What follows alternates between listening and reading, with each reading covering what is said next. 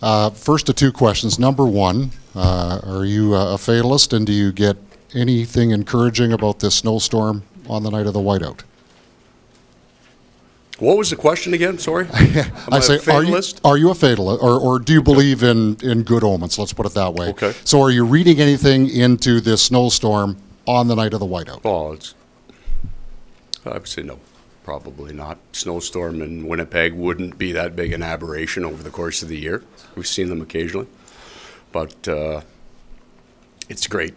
You know, even, believe it or not, and I only read the headlines occasionally, the idea of the fans getting to come to a playoff game, getting together as a group and all coming in white, and that being something that they were known for, and in a way they can be a part of it. I guess every coach says this, but there really seems here in Winnipeg to be a great connection between the fans of the Jets, the ones at the game, but outside, and their team. So I'm looking forward to it. Question number two. You said before... Right? Okay, it'll be simpler. Yes. Before the series started, you were asked about patience and how it compares to the regular season as opposed to the playoffs. Where are you at of the patience level in terms of some of your better scorers starting to produce and seeing the need to tweak that a little bit? So 5-on-5, we're at 3-3, both teams. I would concede that they had a higher number of chances in Game 2 than they did in Game 1. We are going to need to get above the ledger 5-on-5. On the positive side of that, especially given where the special teams race is at right now. So we will be looking for things that they can do, those players, but also our whole group, to increase the general offense of our team. Paul, just off of Kelly's... That was a snowstorm. Just kind of a follow-up to Kelly's question. How do you balance, you said yesterday you didn't like the chances that you guys were getting. How do you balance trusting your lines and maybe giving it a chance of a new look? So you're asking me to change the lines? Yeah. How so whether it's the regular season, the playoffs, you're probably going out with 2 or 3 ideas of changes that you would make based on what you've seen. There are stages that will happen prior to you making wholesale changes in your lines, especially being minus injuries, how consistent we've been with our lines this year and the chemistry that's been built on those lines. Given how the last 2 games have played out, the number of hits, some incidents, Matthew Perreault, that call going unpassed. What was that part? Just the play, just how hostility it's been, the number of hits, and then the added emotion of the crowd tonight. How do you keep that in check and make sure this maybe doesn't get out of hand? I would almost suggest the opposite is true about the physicality, that there hasn't been nearly the animosity that any series can get to. There have been a lot of hits here. There have been some transgressions, players crossing the line, calls. I'm sure they've got their list. We have our list of things that we think should have been called. A little bit of barking on the ice. There have been nearly as many scrums as you would see in the regular season with that kind of hitting that's going on in this series. I don't balance those emotions. Balance are important. We've tried to push it to the line every game, been fairly successful, especially in the last 6 weeks, of holding that line, of not crossing it to the point that you're that it's not an evenly called game. Paul, your team did a better job on faceoffs in Game 2 than in Game 1. With home ice, would you anticipate that getting even better, and how important is it? We were good in Game 1, Period 1, very good, and good overall in the second game. Again, I think I'd said coaches, I think, put a lot higher importance level on face-offs than the analytics say that you should, based on what happens after face-offs. It'll be very important. Being at home does get you at least a stick by the visitor, even if it's momentarily down, but something close to the ice would be an improvement. Last change tonight. Will you look for a hard match or You can be flexible? I'll be flexible tonight. Why is that? Because I can be.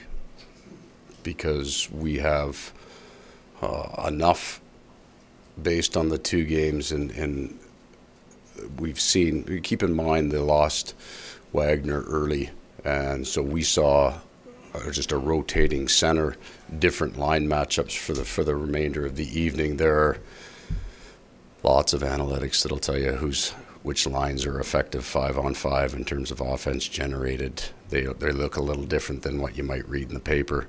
But yeah, I'll move the lines around a little bit more.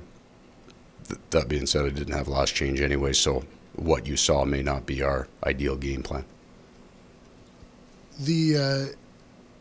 Their top guys have been able to be effective, and your top guys have been blank so far. You can't do anything about that in terms of, as a coach. But how does a team react when their top end guys aren't going? One of two ways, I think. Either with the confidence that it's an inevitability, but that your best players over their 500 to 1,000 games that they've played have proven to be able to, over a large sample, produce, so that there would be patience there. And then you're also looking for an excitement level off the Lowry Slater line that says, we can be the difference. We can add something. And I think I had Adam at 30% of our offense, and he corrected me to say it was actually 67% because he was on the ice for the party goal. Get a goal a game out of that line, we'd be pretty darn happy with it.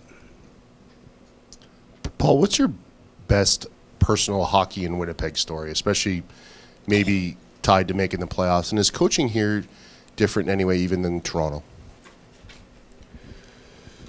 It's completely different in Toronto, but we're talking about different contexts. Toronto was before Twitter. Changes the volume, and Toronto's team was moving in a certain direction that I think is probably, we were old and about to start getting leveling off to middle age, and this is a young team that's trying to come up and change. Different dynamic, it's been 41 years, or 41 when I was there, 40 when I was there, and 41. And here they hadn't had a team for a long block of time. So a completely different feel, small town. Everybody, and just go outside, everybody's got a Jets thing on. There's a real connection here there's an appreciation for their team, for the fact that they're back. And my best story about being in Winnipeg isn't one thing, and I won't be able to articulate it well, but it goes to what I had said just previously. The fans here come up and thank you, like you had anything to do with the team coming back, which I didn't, for being here. And I said this poorly before, and I'll say it again. You get the feeling that you're kind of like the teacher here, and you've got their kids. And their kids is the Winnipeg Jets hockey team. And through the course of the regular season, they've been getting some pretty average to below average marks, and they're finally getting some good grades. So they come over and thank you like, hey, my kids are doing great. But at the end of the day, you'd be foolish to lose sight of the fact that these aren't my kids. This is Winnipeg's team. These are these players. Coaches are going to come and go, everything moves. But they have now an attachment to these players and how hard they've played. There's a big chunk of it is what they've seen this year, that there's a connection there that's different than any place I've been. Coach, so much has been made of experience going into this playoff series. You had 8 or 9 players who've now experienced it. Is this a new experience, the first home game? And sure, everybody talks about the atmosphere that you have to be aware of, or are they through all that? Oh, I hope they're not through it. Well, this is something we want to experience here. We want to take it all in and use it and drive it. And our goal is to give our fans as many opportunities as possible to get that building lit up. And the idea of, you don't want to get too high, fine. That might be 5 or 6 years down the road when we've figured out a way to get fully high, to get completely amped up for this game, to use this crowd to our advantage. So we want to experience all of it. The building, that excitement, we need it. We need it from the building going in. You've dropped 2. You can feel confident and all those things, but you're not feeling as confident as you would be if you were up 2. So we need the building in here tonight, and we need to give them. They're not going to need a reason at the start, but we're going to need to give them a reason at some point during this game to keep her going. Paul, good possession numbers during the regular season, especially down the stretch when you wrap things up. Those numbers are off over the first couple of games, and you've talked about wanting to create more chances. Did you anticipate the possession being as hard to come by for you as it has been? I thought the possession would be low and evenly low for both teams, and was comfortable. So we do different possession numbers, all right? So it wouldn't be a shot, necessarily a shot attempt concept, but it got more skewed heavily in the second game. We didn't particularly care for that. I'm saying to you, we got to try to generate more offense. That's a very, very general statement. What we're talking about are things that are far more specific in terms of what we're doing with the puck, how we're moving the puck. It's also as a general statement, it's a dangerous thing to be doing in a playoff series, trying to figure out how you can generate more offense and maintain your confidence in your ability to give less.